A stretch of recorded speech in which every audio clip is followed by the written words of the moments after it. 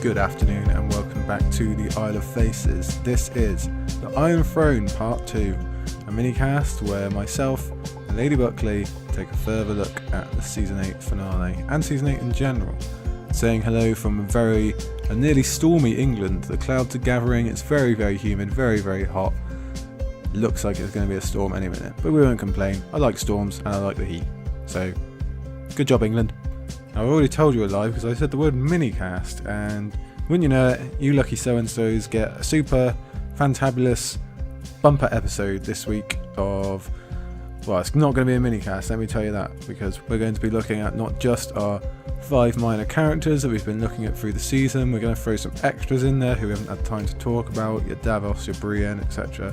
Then on top of that, extra bonus stuff for you, we're going to go through each of the 6 kingdoms plus the other one and talk about what's happened to them through Season 8, how they've ended up, what the future looks like, etc, etc. We might even have some disagreements along the way. So bearing in mind that we've got all that stuff to come and it's going to be a lot longer episode than usual, I won't waste too much of your time. Let me tell you again that Isle of Faces can now be found on YouTube. Go and have a look there. This one will be up. You can listen, subscribe, do all the things that YouTubers do, I assume. After this episode, we're going to have another one looking at our major arguments that we've had throughout Season 8 and whether they've been resolved and just how right I was and exactly how wrong Lady Buckley was. So make sure you come for that because she'll need all the support she can get. After that, we're probably going to have an episode on The Last Watch, the 2-hour documentary, which somehow we've still not watched. I caught like the first, I don't know, it was in the first quarter of an hour. It was on TV, I turned it on while I was waiting for Lady Buckley. And there was tears already, so we'll probably, once we actually do find some time to watch the whole 2-hour doc, I'm sure we'll have some things to say also. But those two will both be coming in your normal minicast, bite-sized formats, not like today. The last thing I'll say before we get to it is we love all the support, we enjoy all the interaction with you guys, so please keep it coming. You can send us an email, send us a tweet, whatever you like. Write a comment, give us a review. We don't mind. We just want to hear from you. Give us suggestions, people you want to see on our normal episodes, more guests, questions for those guests, stuff that me and Lady Buckley can do, whatever you like. We just like hearing from our fellow green men and women. So get in touch. Let's get down to business. It's going to take a long old day on the Isle of Faces. Let's get to it. Let's bring in Lady Buckley. How's your sunburn? Don't talk about my sunburn. Painful. Painful. Do you feel better now? Not really. Oh, okay. It's very hot. How have you been dealing with having no Game of Thrones on Sundays? Well, you enjoyed going to sleep early last Sunday. Yeah, it's nice. It's nice not having to get up at 4 o'clock in the morning. Obviously, you don't watch the NBA. Well, have you been filling your time with television-wise? What's taken up the mantle? I no longer watch television. It's lost all its uses. Yeah, television, no appeal anymore. No, you might as well throw it away. So, do you want to remind us of our 5 minor characters we're going to talk about today? Okay. Who are they? First off. Well, we did have Missandei, but obviously we finished off her I can't say kind of, her arc last time we talked about our minor characters. And then we've got Gendry. Podrick. Who else we got? Sam? No, it wasn't Sam, it was Gilly. Gilly. And Bronn. Okay, so we'll go through how these people turn up in the episode, and obviously all their arcs are completed now, so we can kind of talk them in a more overall how their season went type thing, like we did for Missandei, like you said. So seeing as neither of them actually appeared in the episode, should we talk about the 2 ladies first? Sure. Okay. Missandei, like you said, obviously not in the episode. I don't think they were going to display her head or anything for us. No, but what we did say last time was that really her presence is still there in what happened in episode 5, where Missandei wasn't present, but her effect had that upon Daenerys. And even though it's not so much within episode 6, I think within that episode you've still got, she doesn't feel the remorse where you would think that Daenerys' character would. Yeah, so you can, like you say, still got that lasting effect, and obviously most of the episode's not really concerned with it, but the beginning is when Dany's making her big speech to the troops and etc, and you can obviously tell that Missandei does figure very much in her reasons for not being satisfied with King's Landing and wanting to go from here to there and there to there. And I think you can kind of say Missandei's like a one-person example of Dany's world vision, because Missandei's like the best propaganda for Daenerys, isn't she? Really, she was a slave, got taken away from her family. Daenerys saved her and gave her a life, and then she met Grey Worm, etc., etc. So in Dany's mind, she's going to go and do that for everybody. I think that was why she wasn't feeling remorse. In her mind, she was just making loads of Missandei's. I think it was said, I can't remember what episode it was, but I think it's true that her whole speech and her whole thing, she is a liberator, she's a conqueror, she's not necessarily a ruler. So with Missandei's character, it does show that kind of side within Daenerys, but I do think if Missandei had stayed alive, I still think actually she might still have had the same route. Really? Yeah, she was a really big key part that triggered it, and definitely triggered it, but it may have triggered without Missandei anyway. Yeah, she definitely wasn't too happy anyway, especially Jorah's gone, Valyrian's gone, Rhaegal's gone, half of her people are gone, and the Jon problem still exists. So you're right, it's not as though Missandei was the be all and end all, but definitely didn't help. Definitely didn't help. So we get a final hint of Missandei near the end when Grey Worm and the Unsullied decide to head off to Narth to, I guess, go and protect it in her honour, or go and live in her honour, which I think we did actually guess way back when we first talked about them, didn't we? We thought he might we actually thought they might end up there, and then when we thought she might die, we thought he might end up there.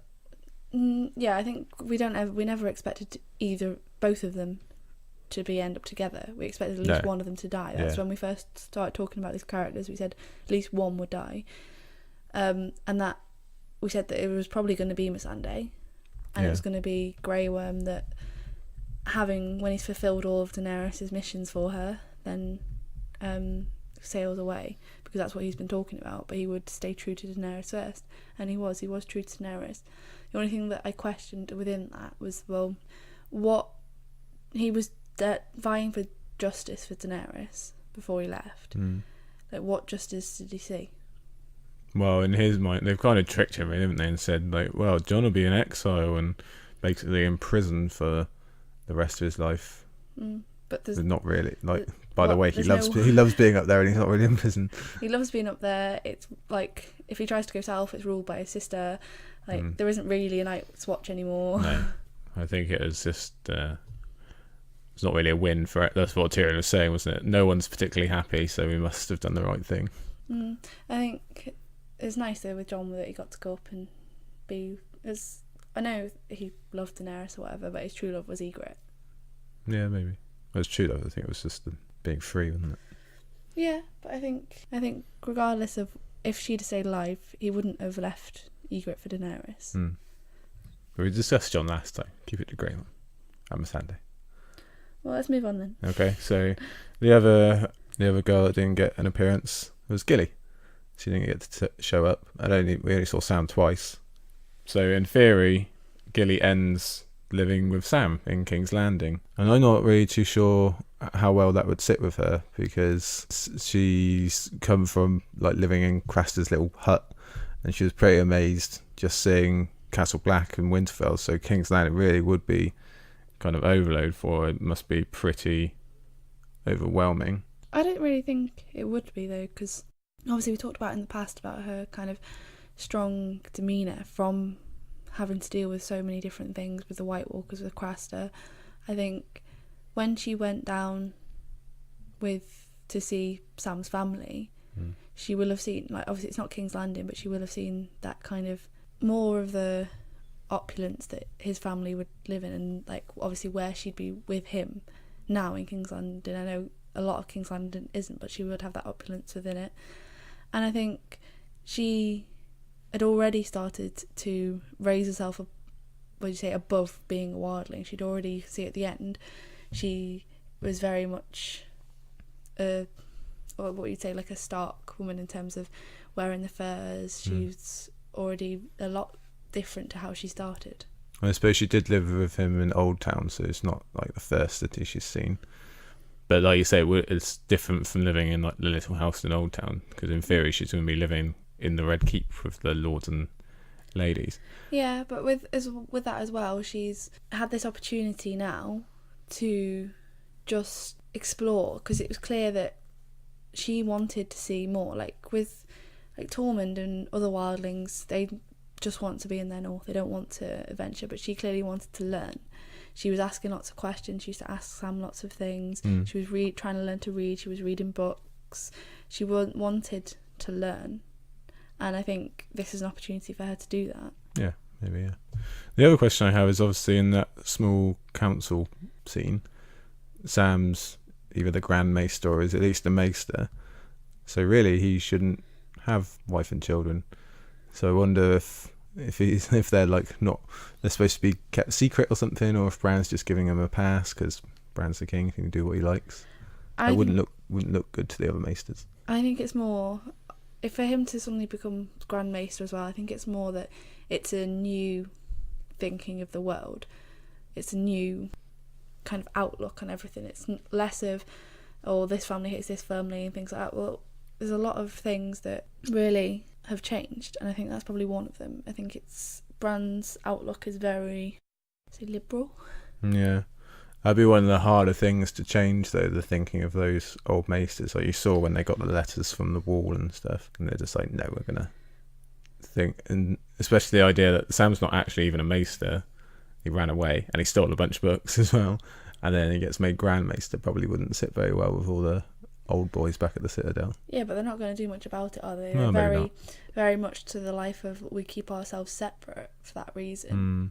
I do think that's one of the more jumping the shark endings, though, Sam suddenly being Grand Maester. Yeah, I think that was something that to me didn't quite ring. I think it was we've not got a lot of time to make Sam Grand Maester quickly. Yeah, I don't think that was. No. He needed a lot more things behind him as well. What is he going to offer? His whole point of being when he was there training to be a Maester was he was learning about the White Walkers. So where's he got all the abilities to be able to heal, to be able to help people, to have this knowledge to support them? And also, if they're saying that the Night's Watch does still exist, then he still has vows to them as well. He hasn't died and come back. No, but I don't think they are saying that. No, I don't think they are really either, but in theory. And also, he was at the Great Council. He was sat on that. So was he sat on that as Lord Tarly? Because he would be, if you're ignoring Night's Watch vows, he'd be the Lord Tarly now. Mm-hmm.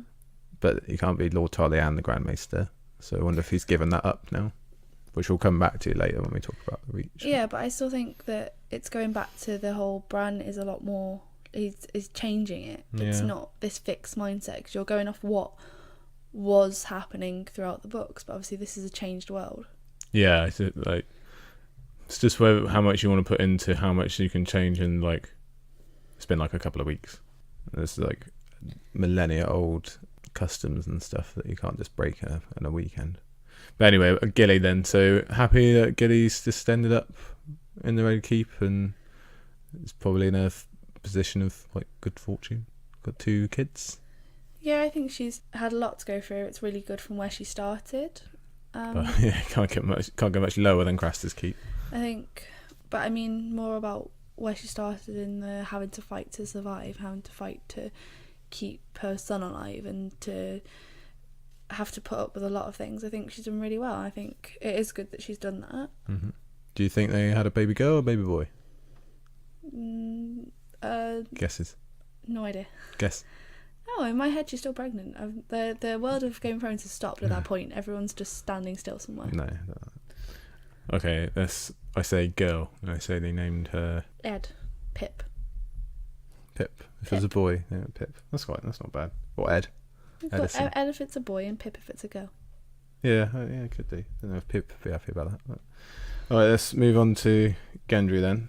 There's not too much to say about Gendry. He's pretty much wrapped up beforehand. And we wrapped up the last time we talked, didn't we? Yeah, but he does appear, makes it across to the Great Council, so because we were worried last time that he might get involved in all this attack on King's Landing thing, like Daenerys could have ordered him to come and help, but obviously not.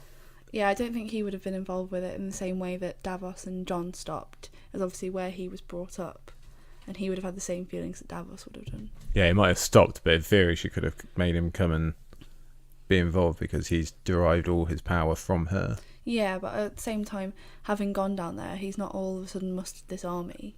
No, the timing's a bit iffy. We've But also then got to consider he's gone down there, and do they consider him to be the Lord, even though she said? That's the thing, yeah, because she's dead now, so he goes, oh, by the way, I'm your liege lord. I am a Baratheon, really. And it's, well, who says? Oh, the dead woman. So, but luckily, Bran knows all, so I'm assuming that he's kept that up. Probably a bit tough for him to have to see Io again, so close to his rejection. He seems to have got over it.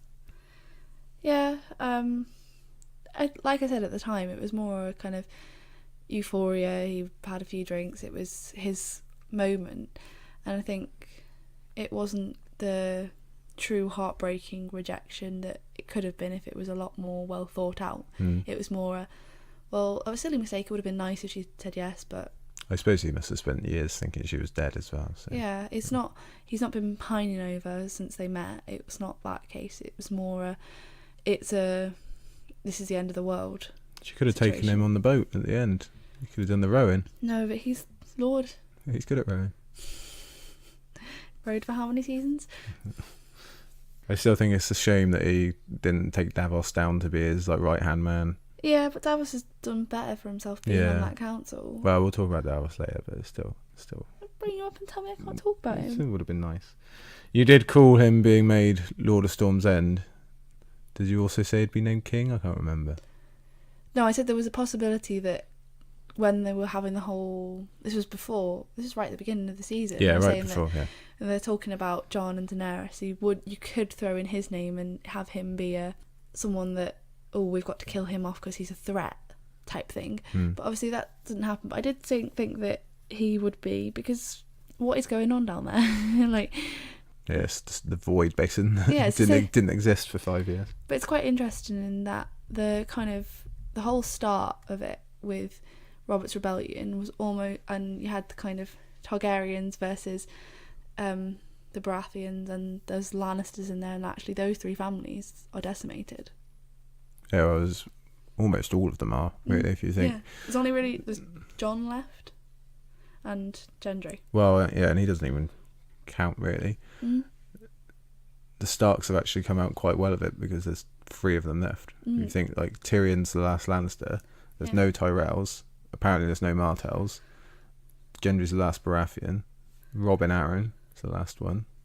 And Edmure's the last Tully. Because if you think, he's got a kid now, I guess. Yeah, but if you look around the kind of the Great Council, you saw that quite a lot of them are people who are unknown to us, because it is going to have to be lesser families. Castellans who are going to have to step up and take that role. It's a lot of the major families have died off, when actually you see at the very beginning of the whole entire show, you think that it's the Starks that are just absolutely decimated by all these powerful families, and it's now complete reverse. Everyone, yeah.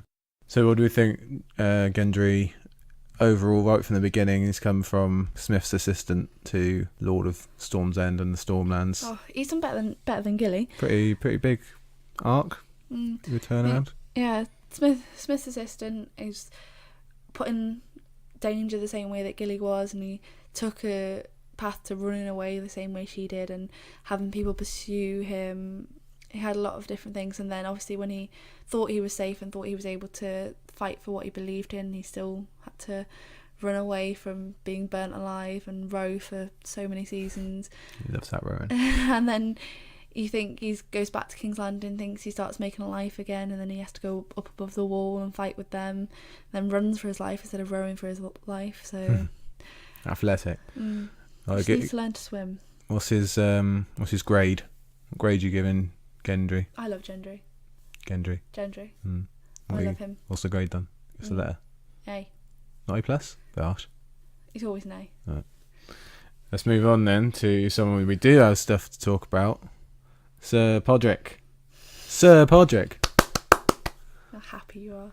Yeah. Sir Podrick of the Kingsguard. That's right. That's something we did call. Well, no, we called that he would be a Sir Podrick, didn't we? That was my guess. That we actually thought he'd get knighted for something at Winterfell in that battle. Yeah, and we said that they probably would stay up there. But I think it was nice that they had the three-eyed raven on them. Yeah, that was a cool little detail I didn't notice during watching. I saw that after. I suppose he could have been knighted retroactively for surviving the Battle of Winterfell in the same way that Gendry was named Storm's End, basically, for surviving. So maybe when the dust had settled, maybe Brienne said, well, actually, Pod, you did pretty well there, let's knight you. I think it was also kind of, she will have seen what he can do. Davos will have seen what he could do. Bran obviously knows what he did. Yeah. Like, there's a lot of people who Tyrion still. Tyrion. All the people he supported, he worked for, he gave his all to. All those girls. Have all ended up in power. The girls didn't end up in power. The girls but will vote for him. So I think it might not have been necessarily about the battle, but more about his kind of knightly characteristics that he's shown to all these characters who've now got power. You think about that council. Bronn, Tyrion, Brienne was there. Yeah. Bran. He's well liked. Davos. He's had a big kind of impact on all these people, and he's shown that he is someone who's a true knight. So while we did think he would become a Sir, we didn't guess that he would become a member of the Kingsguard, which is obviously very, very good and well deserved, like you just said. It is a nice little nod, really, considering that he previously killed a member of the Kingsguard back on the Blackwater, so that's a nice little connection for him. And like you say, it's good to see they didn't keep Cersei's black and silver design. They went back to the good old gold. Yeah. The good old Barry Selmies. Oh, Miss Barry. Yeah, I think with Pod, I think he's had the, not expected, but deserved. He's had the most deserved arc. Like, he was always the servant, was working. Just a nice guy, and he got his comeuppance. And you just don't expect that. Like, I'm sure we said that he's such a good guy, you just don't expect him to survive it. Well, yeah, we also easily guessed that he could die in the Battle for Winterfell. Yeah, because he'd be heartbreaking to die. Oh, yeah, that would have been a rough one to watch. Yeah, and it's not that, in the nice way, he's not that pivotal to the story, but he's real character that you connect with. Lovely singing voice as well. My main point, the worst part of Podrick becoming a member of the Kingsguard is so Podrick the Lady Slayer is now expected to be celibate. Assuming, I know it's kind of ambiguous, like the Night's Watch, so you're just supposed to father no children, but in theory he's not supposed to go around pleasing all the ladies anymore. But I'm sure there's not a rule between knight and knight. You tell me he can't be with Brienne? I don't think that's the relationship they have, is it? I want them to be. No. I want her to be happy. But talking of Brienne, we might as well take the opportunity, because we're going to talk about Brienne later anyway, so let's lump her in now because she is so close to Podrick. And I've got a follow-on point. So not only does Podrick not get to making all the girls from Dawn to the Wall cry that he's now celibate, but also we have Lord Commander Brienne. So in relation to that, if Brienne is now Lord Commander and a member of the Kingsguard, she is also expected to be celibate. So she gave her virginity to Jaime in one night of passion, and that'll be it, in theory, for the rest of her life. She sealed him away as the one love of her life. And there's something kind of extremely poetic, yet tragic, yet beautiful in that. It is quite in keeping with her character. She's obviously not had sex before and not really been in love before. She was kind of infatuated with Renly, but it wasn't returned. But yeah, it's just quite something poetic about that one night up in Winterfell after surviving the battle, etc., and that'll be it for her forever. I think you're completely right. I think it is tragic and beautiful, but there's a little part of me, a little evil part of me that's only developed since watching Game of Thrones, and it's a little evil part of Game of Thrones that thinks, well, maybe she could be pregnant. Just that little part of me, that twist that Game of Thrones always had. I've seen people say that. I haven't. It's just for the little thought to me say that, well, actually, maybe that could be true, because it's true that we know that he can father children. And it was kind of his last kind of, you say good act. I know he was going down to try and save Cersei, but you can argue whether that's a good act or not. Yeah, you can argue his kind of lights when he's with Brienne, he's the good side, like that side of it. But it would be kind of fitting to her but it's just one of those like evil little twists that kind of would run within that show. Not sure she'd enjoy being a mother though. She's too much the knight. But did she also act as a mother to like other characters though? Always trying to protect people. No, I think she's just a friend. She's the knight. No, but I was thinking more That's who she is. She's the protector. Let's talk about Brienne a bit in general, because she's just one of those people we've not had time to talk about really. So I definitely didn't expect her to become Lord Commander, but very glad that she is. Didn't even cross my mind really that was a possibility. But then we also didn't think Bran would be king, so that makes sense. It's good because she follows in Jaime's footsteps. He was Lord Commander, and she also follows in Dunk's footsteps. You know about Dunk? Duncan the Tall? Yeah, who's that? Is in the Duncan Egg? Yeah. I don't know, I've not read it. No, you're not right. So Dunk he was Lord Commander as well, and he's Brienne's ancestor. Oh, interesting. So I haven't got there yet. no, you will. You'll like them. They're good.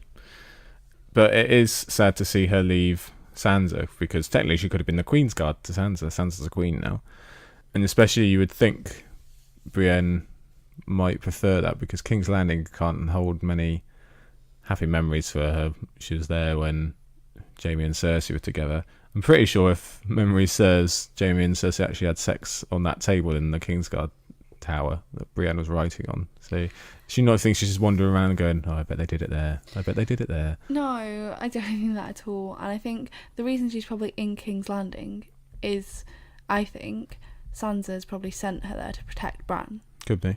Like, I think Sansa's very much in the line of, I don't need any protection, I'm in the north, I've got my people around me. I think she knows how dangerous King's Landing is, even if Cersei's not there anymore. She knows how dangerous that place is. And Brienne, she'd want to protect her brother, and Brienne's the person to do that. My personal headcanon is that Brienne asked Sansa herself, maybe, or just came to an agreement, because I think she's seen it that she protected Sansa, she protected Arya already as much as Arya needed protection, and she maybe wanted to extend her oath to Catelyn by protecting Bran now, who Catelyn thought was dead at the time, so she didn't get to include him when she charged Brienne. So maybe now she thinks Sansa's at home and safe, and Arya's off the map anyway, so why not protect Bran for a while, especially since all these bad things happened to her children in this city. So maybe she thinks, well, if Lady Catelyn was still alive, she'd probably want me with Bran, so that's where I'll go. Yeah, it's a very good point. I think there's lots to think about that. But I think also, if you think about how Brienne would think, I think she'd... I said think about 10 times. I think she'd believe that when she fought with Arya, she realised that, and having seen Arya kill the Night King, then she knows that Arya can look after herself. Yeah, definitely. Sansa is in the north, she hasn't got enemies around her, she hasn't got this kind of idea of the kind of Viper City around her. She's got people who are loyal to her. So I think it was, and along with what you're saying, Brienne's there to protect Bran because he's actually the weakest of the three in terms of ability and like people around him. And actually, with the way that Bran was made king, I think it wouldn't settle with a lot of people. No, definitely not. No, if we're going to look into the details and logistics of it, that's not going to sit right with the majority. So yeah, you're dead on. White Book, her writing in the White Book, quite a good goodbye for Jaime, what she wrote, kind of how she framed it.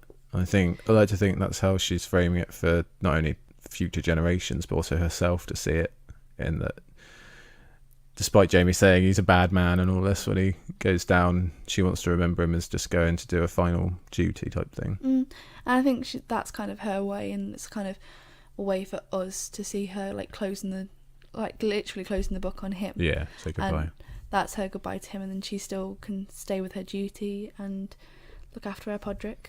And it's just a nice way for the show to say goodbye to Jaime as well, because he was a knight more than anything, and even though he was kind of robbed as he went on, we saw in that final fight with Euron, he's not what he was, but now he can be kind of immortalised in the book. Yeah, so I really liked what you said to me the other day. I think it was brilliant about the kind of posthumous King Guard. Yeah. Explain what you said to me. So again, my own personal headcanon, I'm really hoping that Bran kind of named like Hodor, Mira, and Summer, all as And Jojen. and Jode. Well, all right, made posthumous Kingsguard, honorary Kingsguard, because they did their more than their fair share of protecting. I don't think Jojen protected him that much. And Asha? She can be Rickon's Kingsguard. No, I think that'd be I think really... Summer would be a cool gold armoured Summer. Oh, I think it'd be really cool. And like, it's sad to think that there's only 2 left of the direwolves. Brienne as Lord Commander, I think we can be safe in the knowledge that she'll get a good Kingsguard together, better than the bunch we saw. Yeah, she's obviously got real ideals of what would make a true knight, rather than thinking about who would contain most power, who would control this, what elements can they bring. She would look more at the characteristics.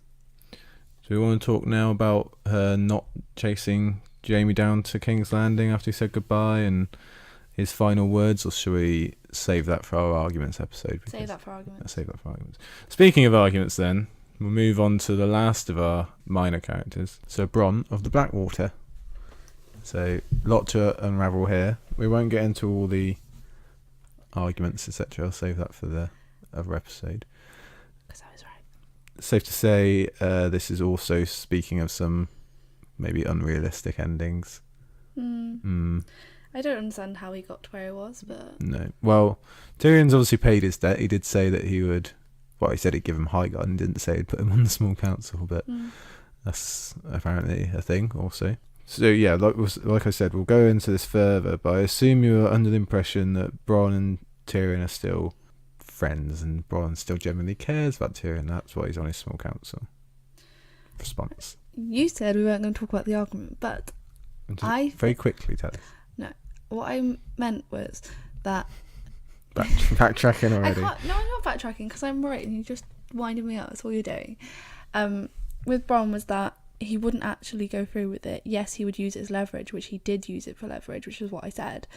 That he would use it for leverage because he has more allegiance to them, and he did have more allegiance to those two than he did to Cersei. And you just see him as this cold-hearted, just cutthroat, and actually there's more to him than that. He's got deeper layers. I think what I'll do is, for the arguments episode, I'll take snippets of when we first argued about Bronn and play them in the episode so we can... Not snip so you can edit it and make it... No, so all right, we're fine. going to have the whole thing. All right, well, we just want people to listen to the whole previous episode during the next episode. Yep. All right, I'll save my... Because I was right. I'll save that for the arguments one. It's not going to go well for our marriage. A small council with Bronn makes me kind of uncomfortable, really. Because, Why? well, I don't really trust him to play by the rules. I'm not sure how good of a master of coin he would make, considering it's only a couple of seasons ago he was telling us how he didn't understand what a loan was and why he has to pay debts back. And There's always got to be a Peter Baelish amongst them. It just happens to be Bronn.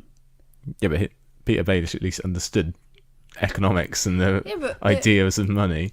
The good thing about Bronn is that he'll go with kind of the basic sense of it. He won't try and get into all these extra bits which get them into debt, which is what happened elsewhere. He'll go with well, this is it, or this is that. He's very cut and dry. I'm not sure that it's going to work all that well. Master maybe, hopefully. Well, I like him. It also just makes me uncomfortable, because if there was someone directly opposing something that the Master of Coin wanted, like say the Master of Ships, Stab.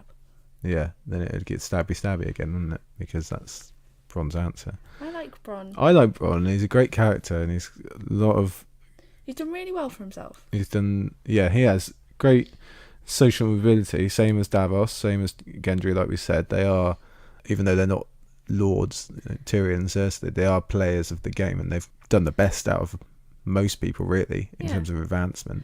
This is true. The whole thing we were saying about Tyrion and Jaime, not going into our argument, but to say was that he used their relationship to exploit them.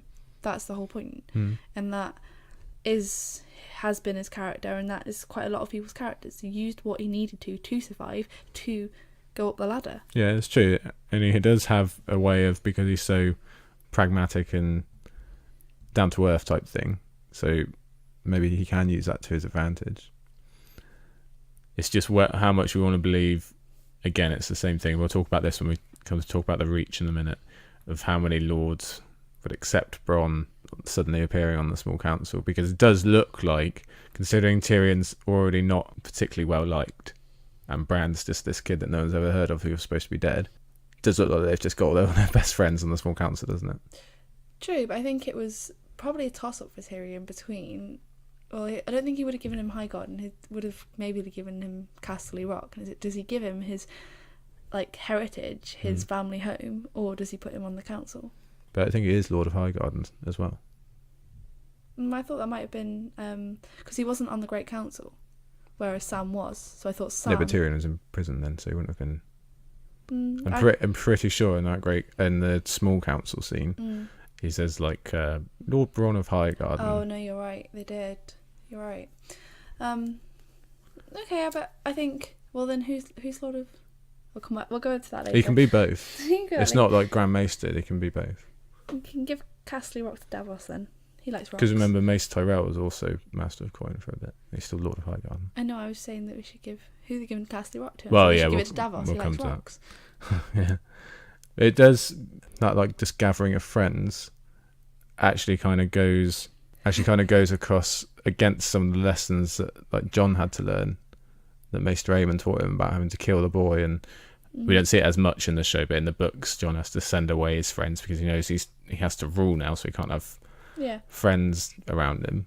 But that's the kind of opposite of what Tyrion's done. So that's another bit of the small council's quite hastily assembled, isn't it?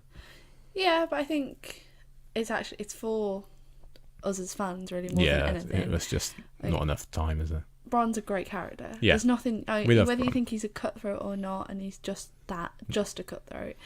He's a brilliant character who's got a piece in everyone's heart. I think he'd be a lot of people's pick for something that the show improved on from the books in terms of the humour. They've added a lot of very, very funny lines for Bronn. Yeah, it's true. Can we go back to my Lord of Castamere, please? No. Castamere? I meant Castle Rock. No, in a minute.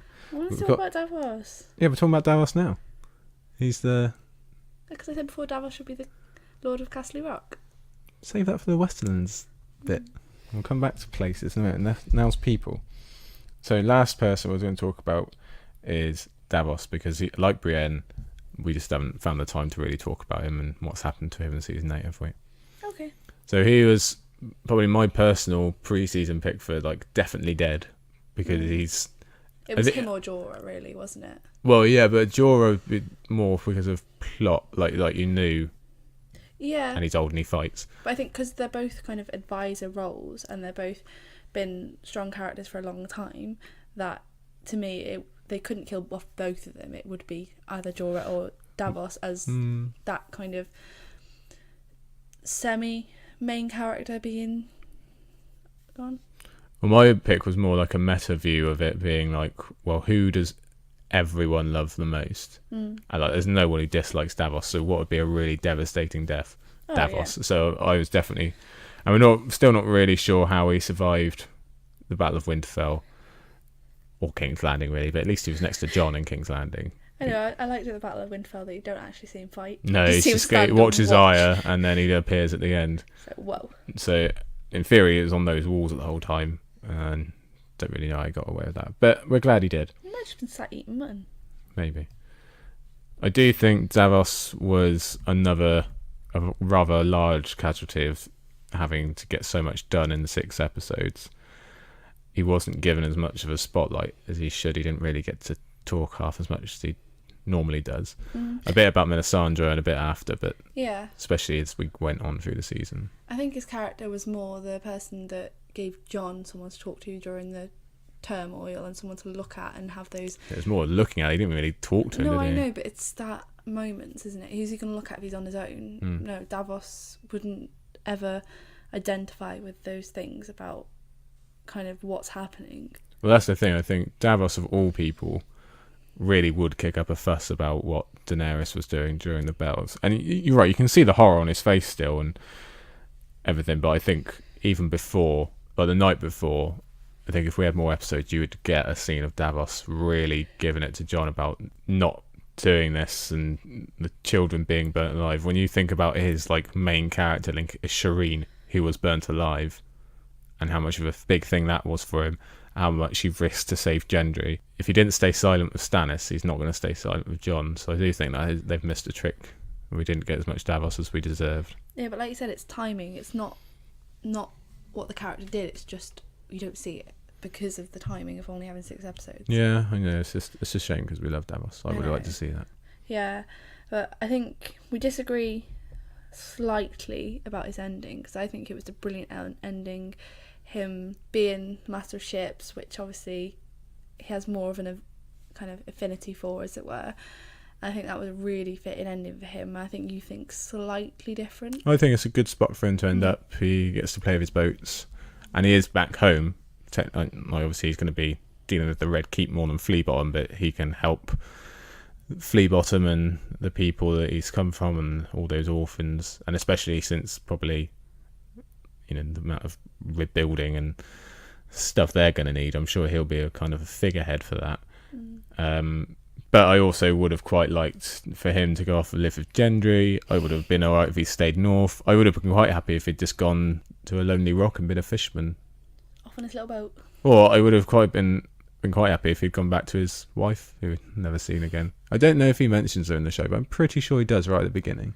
Well, either way, we know he has got one. He has got one in the books, but what about his season as a whole then? So his main thing was Melisandre. That's obviously, they've been a pair the whole time, and when she goes out and just dies afterwards, he has that conversation with Tyrion during the celebration, the feast, and he seems pretty disenfranchised. Like he's asking, is that it? It's almost like a lot of the fandom were like, it's over, is it?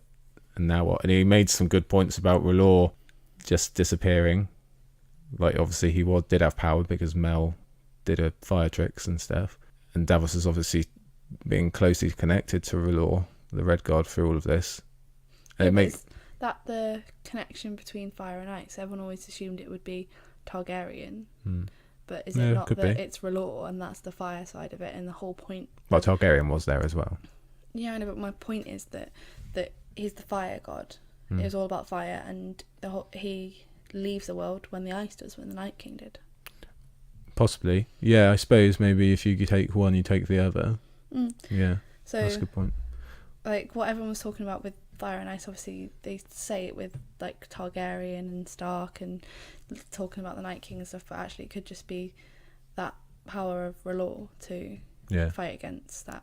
Well, I think maybe he's even thinking that because if Melisandre was right and had all this pre-planned and had to be there at this time and etc., and her whole life was dedicated just for this one moment, maybe he thinks, or maybe it just is, that R'hllor's whole purpose was to serve that one moment, and now that it's done and the Night King or the Great Other or whatever you want to call him is defeated, there is no more Red God or whatever. Yeah, be interesting to see how that would work in Essos though, when it's like a much bigger deal. Anything else for Davos? Just happy for him that he's alive and hope Bronn doesn't stab him. No, I think he's smarter than that. I think he's a very good character and he's done really well for himself. Yeah, yes. We're glad of how he ended up. Yeah, I know he has. He could have just gone with Jon across the wall. Yeah, I know he's technically has gone up, but I think he has kind of been more of a steadfast level. He's always been quite a high figure within the different characters he's been with. And I think Jon leaving him behind was more of him making sure that the North was represented. I know Bran is there, and obviously he trusts Sam, but he knows that Davos has got that mindset of truth and honesty and duty. I think he'll remain a lot of people's favourite characters when you think of what he actually did for everyone, never compromised, and for Shireen and all that. Okay, let's leave our characters then. Let's get to our 6 kingdoms and 1. We're just going to do them fairly quickly, but we'll go through how they've ended up, who's ruling them, what's the deal, what's the future for them. Yeah? Okay. Realm Kingdom section number 1, Stormlands. We spoke about Gendry, he's in charge. Probably quite a good ruler in personality, might not have all the know-how. Doesn't have Davos as an advisor. So what do we think? Stormlands in good hands? I I think it's very difficult. I think it's very difficult to say. I think that's one of the regions that is completely up in the air, because it's not just the entire kind of ruling family was destroyed. It's now, oh, there's a new family member that we didn't know about that's just going to turn up. So unlike other regions where, like, oh, maybe the ruling family has been destroyed, but we have got these other people who've been there and have been there the entire time, these families. With that one, there's this new person that they didn't know about. Perhaps it's actually quite a release, because in theory, so if Stannis dies in Series 5, he's the last, like, proper Baratheon, but maybe they still referred to Tommen as, like, Lord of the Stormlands, but he dies in Season 6, so they're all gone. So since then, maybe it's just been like a power grab of people trying to be, well, I'll be the new Lord of the Stormlands, and then Gendry actually comes back as, no, Baratheons are still here, you can all stop arguing now. Possibly. Yeah, but it's difficult to... I think it's difficult, though, because I still go back to it's just, he is an outsider. Yeah, that's my thing. When's he lived there? Has he been raised there? No, there's all these other people who will have... It'll be very difficult to assert himself or to get himself recognised as this true person that he's claiming to be. I think it's relying on that surname, isn't it?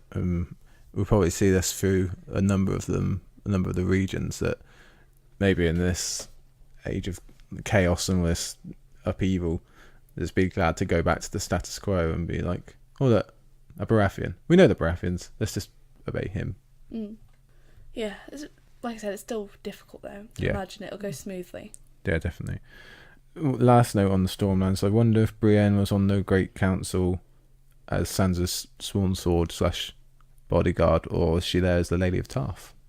Because if her father's died, then she would be the Lady of Tarth, wouldn't she? True, but we don't know her father's died. No, we don't really know anything. We don't know anything about the Stormlands whatsoever, really, for the last 5 years. So yeah, it's just been completely... just glad they still exist. Yeah, I think that's one of the regions that was very heavily kind of viewed in early on, and then it's just kind of been forgotten about. Yeah. As soon as Stannis left, it's gone to one side, really. Okay, so moving along the coast, we'll go to Dorne, and they've got a new prince, apparently. Yeah, who is that guy? Well, this is all we know, really, is that they have a prince. We know not who he is. They don't say the name Martell, so he just looks like... That's what just they looks look like a Trystane, but without the spear in the back of his head.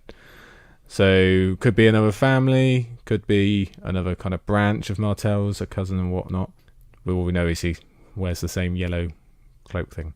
We'll go into the North is independent, will other people want to be, and when we get to the North. But you would think that the Dorne, if anyone, would want to be copying that, because they were separate for so long and they are so different. But I think, like you said, they're another region where their main ruling family has been decimated, and so from that, there's still a bit of uncertainty into what's going on. So I think if they had a member of family who had stayed alive, then they would have very quickly gone, well, no, we're going to be, and they'd have had that assertion. I think with the uncertainty that they must have had with their ruling family. Yeah, I think they even say at some point that, like, Dawn's in chaos, like at some point in season. Yeah, so they're not 6 or 7. As much as they are kind of that rebellious faction of Westeros, I think really at this point in time they've got to sort themselves out before they think about separating. It's interesting to think what would have happened with several different outcomes. If Daenerys had stayed queen, Dawn would be the best prepared to resist her, because they know how to fight dragons and they were so good at it before. But then again, Daenerys also basically kills all the Lannisters, and they all hate the Lannisters, so maybe they would quite appreciate that. If Jon had been king, he was actually born in Dorne, so maybe they would be okay with that. But on the other hand, he's the daughter of the woman Rhaegar left Elia for, so they would maybe hate him for that. It's not, obviously they're not details you're going to get into in the show. Yeah, it's just a lot of political conflict that would be dealt with between them. It doesn't necessarily need Bran's influence to arrange. It's theirs to choose who's going to sit on that Great Council, clearly. And they clearly have chosen someone who's not there for no reason. No. Well, with the situation they ended up with, they also have the least reason to follow Bran because he's from the north. He has these weird powers from above the wall, and that's all just about as far away from Dawn as you. Well, it is as far away from Dawn as you can get. So if anyone's not going to care about Mr. Three-Eyed Raven and his powers, it would be the Dornish. That all does add up into them being the most likely to want to secede and become independent again because they're so proud and prickly. Yeah, I think that, but I think they also would see a little bit of... It's not a great thing, but it's a kind of little bit... It followed Doran for so long in his wheelchair, and they obviously see there is a similarity between him and Bran in the kind of logical aspects of it. Mm. I know it's not a great kind of link, but there is that link within them. Possibly. Maybe if Doran was still alive, that would be quite a good... Yeah. I just think that there'll be some families around Westeros that would say that you need to follow strength. So Robert Baratheon was this big fighter, and you don't see that within Bran, but actually the Dornish didn't see that in the first place. They don't see that. They did rebel against him because he wasn't like the strong one. That is true, but that was on the back of in the show. In the show, and it was on the back of like Oberyn being killed and lots of other things happening, and it was in reflection of the Lannisters when actually Bran was put in that situation because of the Lannisters, so he has that kind of link to them. I just think if there was a region that's got a decent argument to also be independent, it would be them. Anyway, let's move on. So let's go further along the coast to the Reach. Were you doing a circle? Yeah. Okay. The Reach, now owned by Sir Bronn, and like we said before, it's going to be quite hard to see Bronn being a successful lord, given his background. I don't think there's going to be many of these big families, Red Rhines and Hightowers and Florence, who have been there for donkey's years, and then this guy who's just friends with Tyrion Lannister gets to rule, and especially this being like the most bountiful and the richest, probably now, place. Yeah. He's really got like the best position. Yeah, it's a very tough one, but then at the same time, this is one of those regions that was decimated. In terms of, well, those who chose the two sides of Lannister or Tyrell, those who chose Tyrells were defeated by the Lannisters, and then those who stuck by the Lannisters, like the Tarleys, were then killed by Daenerys. So Bronn's not going to command much respect in the political landscape, and there's a question of who gets all these, because they've got like the most soldiers, and some of them would have died siding with Cersei and before, and getting their heads blown off with wildfire, etc. But for looking at all the other regions, they're basically like the most intact, probably. So if they go elsewhere, Bronn could have some trouble here. And considering he's going to spend all of his time in King's Landing looking after the money, you could easily see him going back and Highgarden being gone or something like that. I think he's, with his kind of mindset of thinking about what's the best way to go about things and thinking about it kind of in more, what you'd say, kind of Littlefinger ways, his ability to be able to think like that, I think, would help him in that situation. And I think he may be more of a lord in title and his connection to King's Landing, because he's not going to live in Highgarden, is he? But it's, that's what I'm saying. Yeah. I don't think there would be like a big rebellion against him. I just think they'd go, well, no, we're ruling it, he's just our connection in King's Landing, because none of them wanted to go to King's Landing. I think this would be, apart from like the North or Dawn, this would be like the worst place for Bronn actually to be a lord, because they're so well versed in politics. You saw what the Tyrells were like. This is like where all the court intrigue stuff was born, really. King's Landing's fairly new to it historically. They're all really good at it. So Bronn is going to be a bit outmatched. But moving away from Bronn, other matters to do with the Reach. Who do you think runs Horn Hill now? If Sam has become a maester, then he would have had to give up his title, in theory. So are we assuming it's his sister, Lady Tala, or his mother? Or I think it'll be his mum and his sister. I don't think that Sam will try and take any claim of it, and I also don't think that within this kind of new world as it's been created, I don't think Bran would enforce that it has to be a boy. Yeah, possibly. The same way that he didn't fight Sansa wanting to lead and rule. It's not about the gender, it's about the ability to rule, and I think they if he wanted to send his sons, he could, but I think it would be more that he sees both of them as his family. Do you think maybe one of Sam's sons, or if he has a son or daughter, will end up Lord of Highgarden one day? Gilly? I don't think that would happen. Personally, I think that actually it'll be seen more as like his sister Talia ruling, and then like if he sent Gilly to Hornhill, then it would be more raising them under Talia. What do you think happened to Heartsbane? Because Jorah had it last. You think Sam got it again, or? It's in the north somewhere. Tormund's got it. Yeah, maybe. So, last note then on the Reach is it's probably through the series the one that got away with it the most. Like war never touched them at all. It's already the most plentiful and bountiful. Why are you wrinkling your nose? Because I know you're saying that war didn't touch them, but it did. Like there was no battles fought on the Reach. There wasn't for the Tyrells. When they took Highgarden. That wasn't even a battle though, was it? It's just like not on. You couldn't see it, but they talk about it. Oh, right, if you say so. So I'm just saying that it wasn't completely untouched, and it didn't get away with it. It did have stuff. It's just not as decimated as other places were. I think it got off the best. Or even before the war, most bountiful, most people, basically the most money. Well, based upon that, yes. But then if you think about kind of how many battles were fought, I'd say the Dornish got away. Yeah, but they don't have as many people, and it's all sand. Yeah, so it's not. So, as if we're saying like you want to freeze the end of season 8 in time, don't you? That's what you said earlier. Yeah, but what? So if we're looking at it in that picture, they would be the best. That's going from where it was before. If you take about where it was before to what's actually happened during that, Dornish had been more untouched. If we take a snapshot of Westeros at the end of season 8, the Reach is the best off. Only because of where it started. This is what I'm trying to say. No, it doesn't matter. Right, but being most, what you were saying is the most untouched in that sense, the most untouched was actually Dorne. So, but if you had to pick one region to survive in, to live in, right, but that'd be the Reach. But this is what I'm not talking about that though. I'm not disputing that that's got the most powerful and people. The most untouched was Dorne. Okay. Was it not? Yeah. Thank you. I didn't, but you were disputing that, and you were saying, well, actually, no, that's not true. I'm saying it's not the most prominent. Okay, let's keep rushing round. Have to give the Iron Islands a little bit of due. Asha rules. We're not calling her Yara. Her name's Asha. Hooray for Asha, because we like Asha.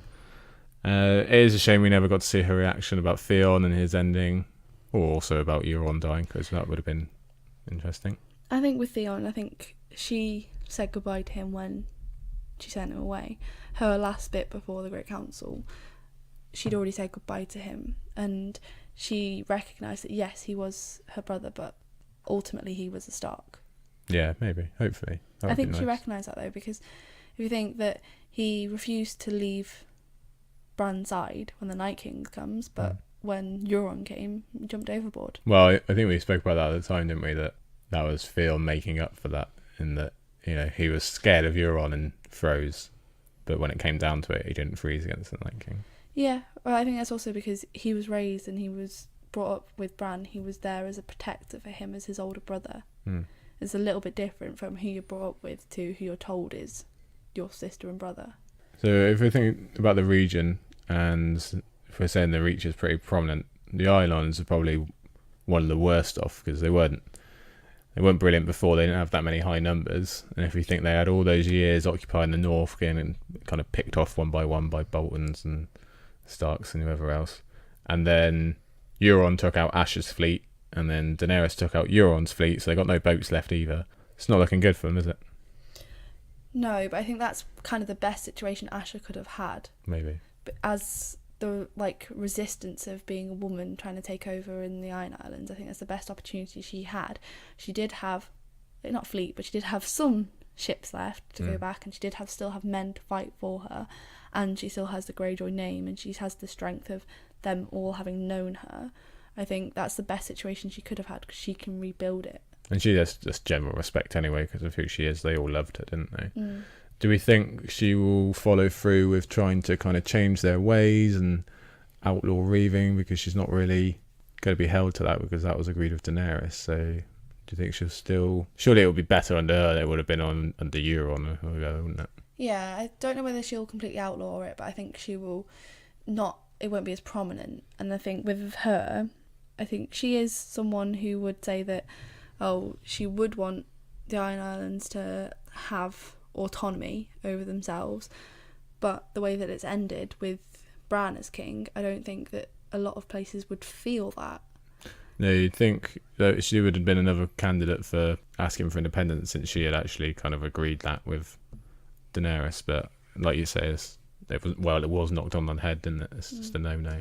Yeah, I don't think, with Bran's rule on the way that he is ruling, I don't think that he will be this enforcer of, you have to like feel my presence, my power as a king. It's more that, look, you can have your autonomy, but we have to work together. I think it's more of a mutual respect leadership. Okay, let's jump across to the Westerlands, which we really don't have too much on because we only ever saw them once anyway, and it's not like they figure in too largely. In theory, Tyrion must be Lord of Castle Rock, like he always wanted, because there's no one else in the show to inherit it. But he can't exactly go back based upon, well, he could now, but based upon his kind of justice with Grey Worm, he's not really supposed to be enjoying himself. No. I don't think he'd want to anyway, given I just remind him of Jaime and Cersei, and he's not exactly got happy memories there, is he? No. But then who would rule there then? Well, so if he can be Lord of Castle Rock and the Hand, just like Daddy was.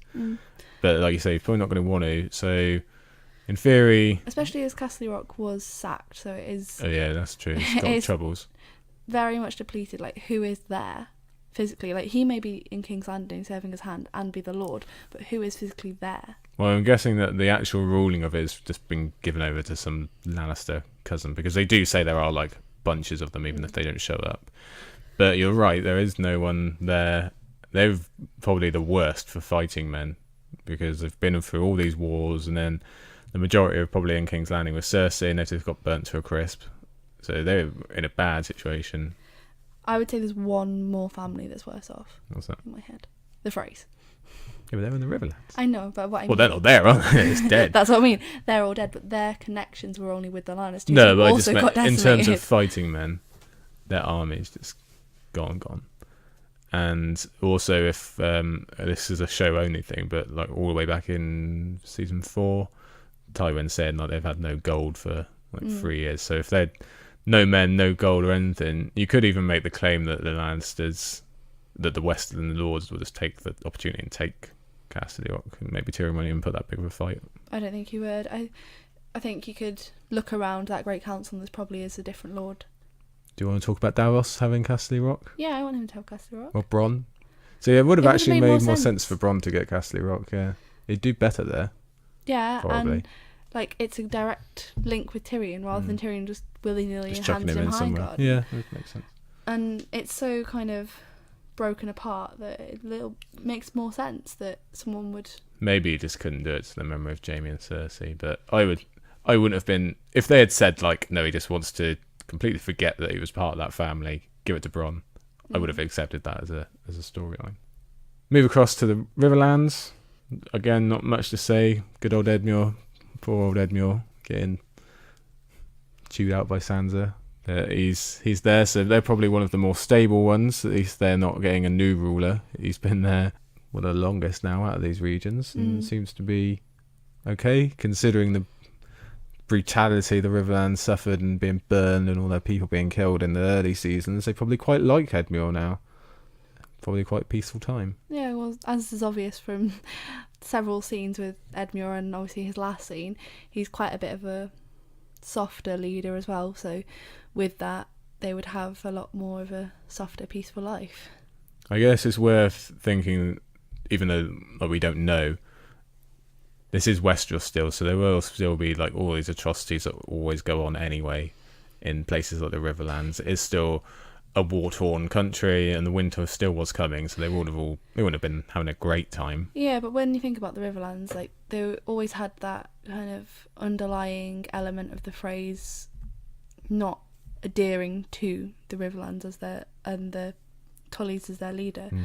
But without the phrase, there's a lot more of a kind of peaceful vibe amongst them. Yeah. And they don't have like what was going on. Well, obviously, the Brotherhood Without Banners aren't there anymore. No, true. All these other things that were going on. I'm they're sure not the there. small folk much prefer it, and like they won't know it, but they could have ended up with Bronn. So they probably, if Cersei had won, Bronn would have had River Run. So probably prefer Edmure. Can I tell you what I really wanted to happen?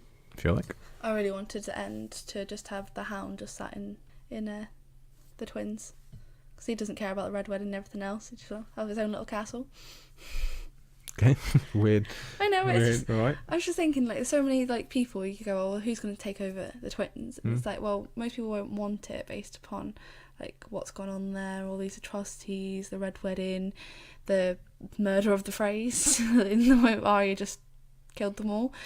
It's very much turned into Craster's Keep and just have the women folk there. Well, yeah, but hopefully not exactly the same as Craster's. No, not in that sense. So I don't think we need to see the Crown Lands. We know the deal of what's going on there. So moving up to the last of the 6, be the Vale, and again we don't really know. We've never known that much about the Vale. It doesn't really get featured. I don't know when the last time we saw the Eyrie was. I guess. And Sansa left. Well, Littlefinger goes to see Robin like once, didn't he, in season 6? Yeah, but you don't see the actual You don't see Eyrie. anything, You see him fighting, and I think it's still interesting to see him because he's still that same Robin. little boy. He still looks over to before he says Yeah, he's yes. still obviously a child, even though he's like very, very different from the guy we remember. So, like you say, he's probably just going forward having Bronn John Royce as his right-hand man. I love him. He did great. also did well to survive. So he'd probably rule the Vale in all but name. And Yeah, and I think Robin will just kind of go out being a... well, yeah, Robin's just going to be Weirdo. the same character he is. Yeah, already, he's just going to flop around. He was really dependent on his mother. He was that needy child who was raised by her. And then obviously when she was killed, he was really dependent on Baelish. And obviously he was killed. So what did he have left? It was the only... He's going to take the advice then, isn't he? He's going to have to be supported by those people around him. And he was left with Jon Royce. So in theory, they would have taken quite a hit up at Winterfell. They would have lost quite a few guys. But in general, that might actually help out Sansa, because they would have actually seen her ruling and seen the dead. And they're the biggest kind of group that are going to be down in mainland Westeros who can say, no, really, it did happen. It was an army of the dead, because that story will always be kind of questioned. Yeah. So, and Sansa still has the influence over Robin that we saw. Do you think that continues as you get older, or do you think he'll eventually be like, no, I'm going to not listen to her anymore? No, I think it stays, because I think she's still got the loyalty of Jon Royce, and he's obviously was by her side a lot during the season, especially on the build up to the Battle of Winterfell. He was there to support her. And when you go back and think about, well, he didn't want Baelish in the first place. He was just going through duty. He has that kind of Stark mentality. I don't think none of them really wanted Lysa either, did they? No. So let's talk about Sansa then. Queen in the North, which we're very happy about. We spoke about it last time, so we won't focus on it too much. But like I said earlier, I do feel kind of bad for Sansa, because she's pretty lonely up there. She's literally the only character we know left in the North, which is weird considering it's, you spend, other than King's Landing, we spent more time there than anywhere, and we know one character in the whole place. Well, I think she's happy, and I think it's good for her and kind of what she's been through to get there. I think she'll do well at ruling the North. I don't think she'll have a lot of kind of arguments. I know we've talked about this before, but I think actually the North was hit extremely hard. Well, yeah, definitely the worst. And she says like tens of thousands or whatever were killed just in that one battle, and you think all the stuff that's gone on before that. And then Jon took them down. Yeah, Bolton and Stark and Robb's War and everything. They were still recovering from Robert's Rebellion 20 years before, so they're really screwed. So she's got a hard job. And they also hit hardest with winter usually. Yeah, exactly. So if that there's another question on people's minds, is it still really long winter with the Night King? They just don't answer that. So if it is, then yeah, they've got trouble. But I think Sansa's up to the task. I think we can agree. Yeah, I don't think she's got a problem. I think it helps that obviously, I know it's not in name or anything, but Jon is pretty much up in the true north and that side of her. She has got kind of her family and supporting her south as well. She's got she's got Ed the confidence Muir, in herself. and she's got Jon Royce. Yeah. They're the ones who are beneath her in that sense, and so she is not surrounded by anyone who she thinks could try and invade the north. She's got her family. Yeah, she's got as kind king. of buffered. Yeah, She's pretty much secure in what she is. She's just True. got to build it as her ruler, and I think she'll do a good job. I obviously was always a bit kind of unsure about Sansa. I just think there were so many things at times when I just thought she made the wrong choices, but it's good for her that the way that her characters ended up. yeah, and it's just good that she gets to follow in Rob's footsteps, Jon's footsteps, but it's probably going to do a much better job than either one of them did as the king/queen in the north. And like we said earlier, like, she doesn't need Brienne anymore. She's got that support around her. Yeah. I think my personal headcanon again is that the North was allowed to be independent because they paid, like you say, the heaviest price for saving everybody. And I think that was the whole point of the North. That's why they're so different and honour based and all this, because they went up and did the job and paid the biggest price. It also helps when you've got a Northerner on the throne. Well, yeah, that's not bad either.